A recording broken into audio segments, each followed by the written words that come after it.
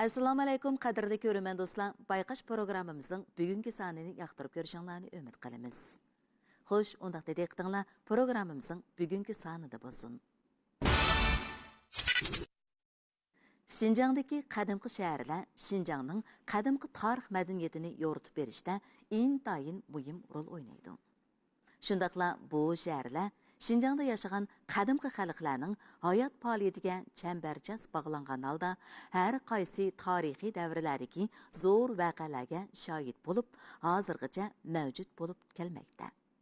Biz bugun ana shu uzoq asrlik tarixning shohidi bo'lgan Yolqintoq etigiga joylashgan qadimiyligi va o'zgacha xosligi bilan mamlakatimizning ichki sirtiga dangliq bo'lgan bir qadimgi shahar bilan tanishib chiqamiz.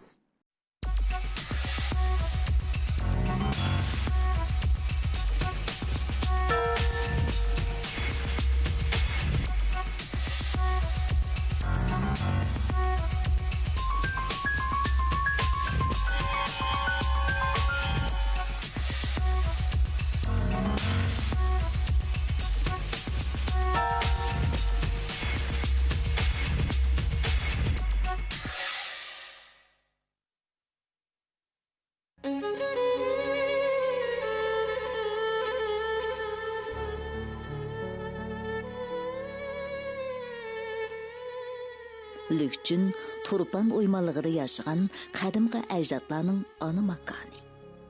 Shundaqla Turpan uymalıqda qadimdan tortib yashab kelgan xalqlarning madaniyat bixlarini yetildirgan mashhur madaniyat bo'shiklarining biridir. Lükçün Yevropa Asiya cho'ng quruqligining o'rta qismidagi Turpan uymalıqning Pichan noyisiga joylashgan. O'rta Asiya cho'ng quruqligining jo'grafiyalik markazi bo'lgan Urumchi noyasi, Yongfeng yezisi, Baoja Sauzi kentining 200 kilometr sharqi-janubiga to'g'ri keladi. Asiyaning sharqi bilan g'arbi o'rtasida iqtisod, madaniyat almashtiradigan tarixdagi mashhur qatnash yo'li Ipak yo'lining muhim tuguni bo'lib hisoblanadi.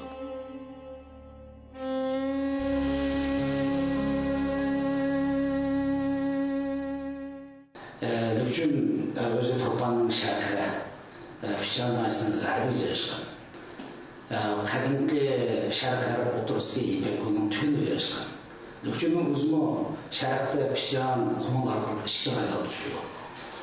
Janubda Quruqtoq orqali qadimgi Taramalsing sharqidagi Koran xonali bilan tushdi.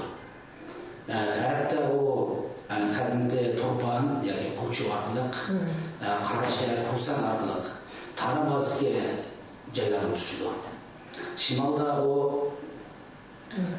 Mo're, Guchong, Chimsar, Urumchi orqali yana o'xshashdan Jo'ng'ar vasi bilan Mo're vasi orqali Mongoliya vasidan tushdi. Shunga qadimgi mayli elimizdagi qarashimiz boshqa degan yerlar millatlar bo'lsin, yoki Taramazga qadimgi shahar bayatlar bo'lsin, yoki sharq va g'arbdagi aqsarlar bo'lsin, Lükçün va shundan birga Turpan rayonlaridan ajiz yo'q siyosiy, iqtisodiy, madaniyat aloqalarini yurgizib kelgan.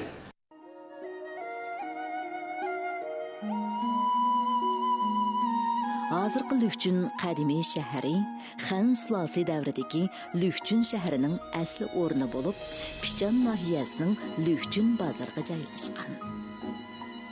Bu shahar Sharq Xan sulolasi davridan bino qilinib, Lükçün deb atalgan.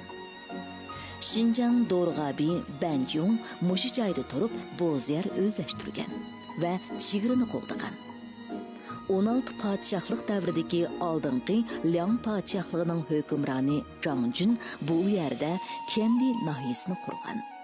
Tang sulolasi davrida Lükçün nohiyasi bo'lib ta'sis qilingan. Ming sulolasi davrida Lükçün shahri deb atalgan.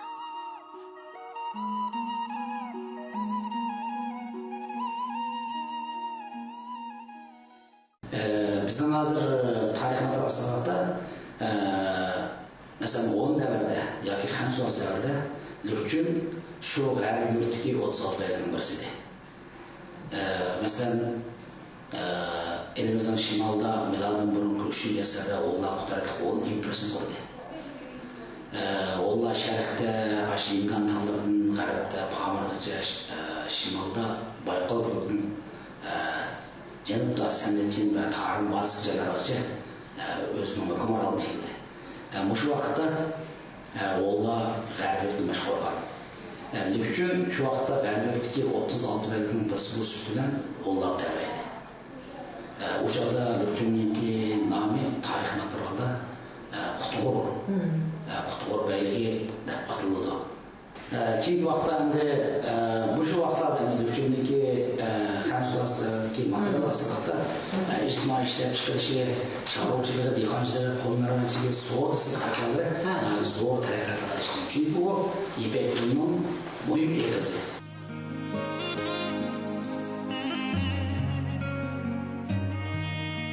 Lükçün qadimiy shahrining ayni chog'dagi ko'lami xelili cho'ng bo'lib, tashshi yuzi tik bo'lim shaklida edi. Janubdan shimolga uzunligi 400 metr.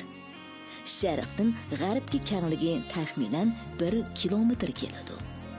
Hozir saqlanib qolgan shahar sepili garchi mukammal bo'lmasmi, ammo shahar sepilining umumiy shaklini va iznasini bir qadar aniq farq etgili bo'ladi.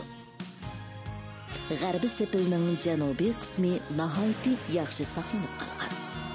Sepil xonglab yasalgan bo'lib, egizligi 12 metr. Uluning kengligi taxminan 5 metr. Üstünün kengligi 3 metrcha keladi. Qing sulolasi davrida İnanchi jamiyati Lükçün shahrining g'arbiga tutashtirilib, yangi shahardan birini salgan bo'lib, qadimgi shaharning g'arbiy temi yangi shaharning sharqiy temi bo'lib hisoblanadi. Yangi shahar sepilining iznasimi yelimi saqlanib qolingan. Wang ordisi yangi shahar ichiga bino qilingan. Qadimgi shaharning g'arbiy sepilining o'rta qismiga saroy solingan. Supu uli sepili bilan takshi chiqarilgan. U hozirmi bor bo'lib, Wang supsi deb ataladi.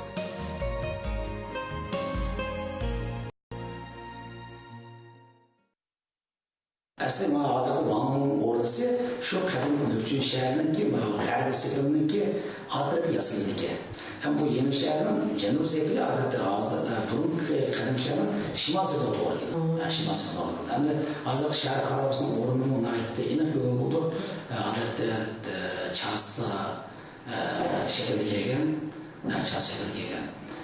Hazır kaldım mesela salgın sepilizdir var. Hem de hazır şehir karabası hem de kim vakti alıp bu bölümden cesedi terakatın başını düşürüp çağatay alanın ahırlığı yılığa tarafından eğer bayramcının küçüğü olan gibi bir kısımda oluşlarını kayıtta mesela bağımlılığı orasının kayıtsa alması gibi 1964'da kayıtlı bir sonuç düşürgen hazır kısmının kayıt esnek edilen kısmı o bu.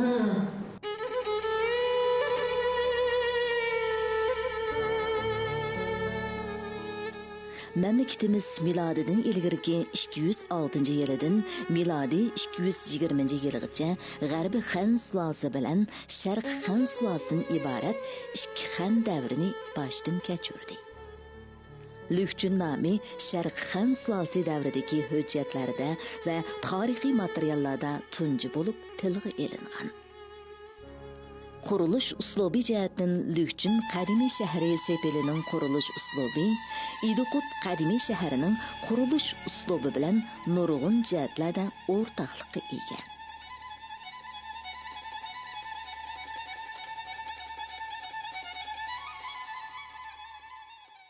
Lükçünniki qadimgi tarixiy manbalardan evetki vaqtda Penyi yozgan oldingi xannoma Simaboyev yazgan keyingi xannamada Lükçünniki ismi 7-8 o'rinda chiqdi. Hem buniki tarixini bildigan bo'lsak, Penyi yozgan vaqtdan tortib bu Lükçün shahri bo'lgan. Bu Lükçünni ayni vaqtda mana o'rning matarbi sho'g'uy dedigan yer bo'lib, bu yerda Simalg'u tolliq bunda bo'stonliqlar bor ekan. Ashunga qarab, Xanzo mualliflar Lewjung Lewshin deb olgan bo'lishi mumkin. Tol degan daraxt xatini ishlatib olgan bo'lishi mumkin dedigan tahlilim bor. 17 asrning dastlabki yillarida mamlakatimizning sharqiy shimolida yashaydigan jorjitlar o'ziksiz kuchaydi. Miladi 1636 yili jorjit qabilalarining boshlig'i Shunji Qing sulosini qurdi. Qing sulosi davrida Lükchün Wang Gojamlar shahri deb ataldi. Bu yer Turpan inanchisining o'rdisi va Imin Xo'ja jamiyatining turishliq joyi bo'lib qoldi. Ondaqda Imin Xo'ja zodi kim? Imin Wang aslida bu kishi bir dinni bir o'lma kishi ekan hamda. Keyin kunliklarda bu Jung'arlar bu yerga kelib hujum qilib nurg'un talantaj bulab yana bak azgandan keyin bu kishi shu Qing sulolasidan Alloh bog'lab hamda. Bu yerni qo'g'dab qilish uchun shu vaqtda o'shan aholisini boshlab Garju bir ko'chganni bir tarixiy ahvol bo'lgandi. Bu Imin Wang hamda vatanning birligiga zo'r to'p qo'shgan kishi hamda.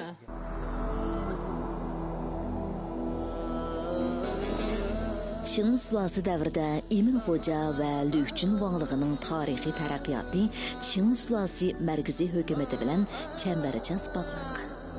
Imin Xo'ja va Lükchün Wangligi Qing sulosi markaziy hukumatining g'arbiy yurtni birlikka keltirish uchun sadoqatmanlik bilan alohida to'p qo'shdi. Imin Xo'janing to'pisi Jungu tarixiy sahnasidan o'rin oldi.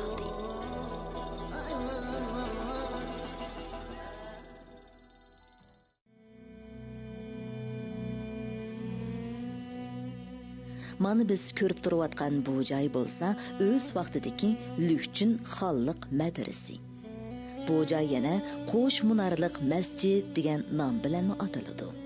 Ayni vaqtda bu xonliq madrasada ilm tahsil qilganlar nihoyat nurg'un bo'lib, o'z zamonsidagi adabiyot, rassomlik, binokorlik, muzika qatorliq sohalardagi ko'zga ko'ringan olimlar, adiblar dal mush joyda tarbiyalanib chiqqan. Bu madras ayni zamondagi Lükchün qadimiy shahridagi olim mutafakkurlarni yetishtirib chiqishda asosliq rol o'ynagan ekan.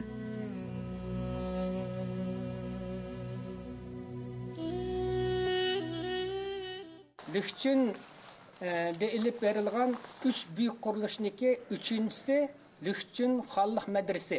Atrofini shu sipil bilan qo'rshagan shaharning ichiga olgan qurilish bu qurilishning ichida 36 xona, ya'ni toliqlar, mudarrislar yotadigan yotoqlar bo'lgan. Har yiliga 1000 dan ortiq talibni qabul qila oladigan mushundaq Hocamniyaz Ahulluq, yani Hocamniyaz Ahulluq Qusuri degan olimlarimiz mudarrislik qilgan. Mushundaq keyingi kunlarda-chi, mushundaq bir madrasani borliqqa keltirgan. Bu madrasaga mushu Buxoro atroflaridan domullar, mudarrislar taklif qilingan nihoyatda yuqori maosh bilan-chi. Shuning bilan bu madrasaning nomi butun jahonga degandek tarqalib, Jahonnam madrasasi degan nom bilan atalgan. Bu ayni chog'da shu xonliq madrasasi o'g'ashqa bu yerda nurg'un dangli kishilar, ziyolilar, o'lmalar yetib chiqqan. Misolan endi bu yerda shu Yakan Sayda xonligining shu xon bo'lgan Said xon shu Lükchün tug'ilib, keyin o'sha yerga berib xon bo'lgan. Undan boshqa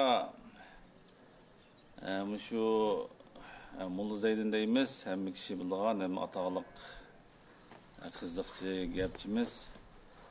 Bu kishi mana shu Lükchün tug'ilib, o'sib cho'ng'igan ayni davrda feodal mustabidlik kuchlarga qarshi nurg'un shu qiziq, yumorliq so'z orqali ularga raddiya bergan. Yana birisi Hocamniyaz Ahulluq dangli tiyiblardan bu kishi o'tgan. Ham ayni chog'da shu madrasalarda shu birisi diniy dars, tibobat, astronomiya, matematika, shu nurg'un fanlar o'tilgan. Endi shu vaqtlarda endi shu madrasada o'qigan kishilar 4-5 soatda tang yetishib shunday chiqib ketgan.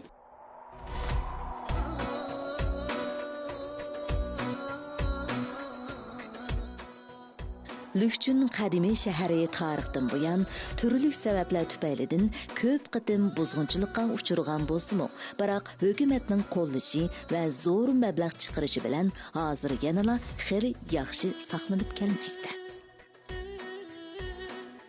Lükçün qadimiy shahrining qadimiyligini qo'g'dash va asrash Şinjangdagi qadimiy tarixiy madaniyatni qo'g'dab qolganga barobar to'g'ri.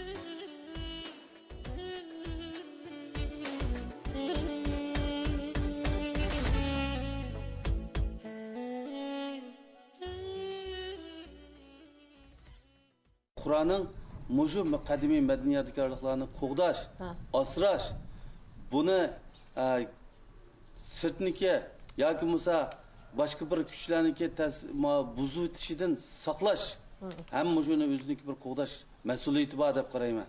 Chunki bu bizniki ajdodlarimiz bizga qoldirib qo'ygan bir madaniyat yodikorlik bo'pli qolmay, yana birisi bizga qoldirib qo'ygan bir vatanparvarlik tarbiyasi bazasi hisoblanadi. Yodikorliklarimiz bo'lsin, bo'pmi bizning shu mazarlar bo'lsin, bu qadimiy shaharlarning xarobalari bo'lsin, hammasi bizning usti uchuq muzey. Biz bu tarixni biz buzvatsak, keynimizga qaytib biz bu tarixni yana yaratib bo'lmaymiz. Shunga biz bu madaniyatkorliklarni o'zimiz ko'zimizdan qarchug'ini asragandek asrashimiz, qo'g'dishimiz kerak deb qarayman. Biz bugun Turpan o'ymonlig'idagi qadimgi yurt Lükçün qadimiy shahri bilan tanishib chiqdik. Kelarki son programmamizdan To'qson diyoridagi qadimgi izlar va uning tarixiy sirlari to'g'risida tushunchaga ega bo'lmoqchi. Agar bu mazmunlar qiziqsangiz, diqqatingiz davomli ekranimizda bo'lsin. Qadrli ko'ruvchi do'stlar, bayqash programmamizning bugungi soni mushada oxirlashdi. Ko'ngil qo'yib ko'rganingizga rahmat. Kelar sonda ko'rishaylik. Xayr xo'sh.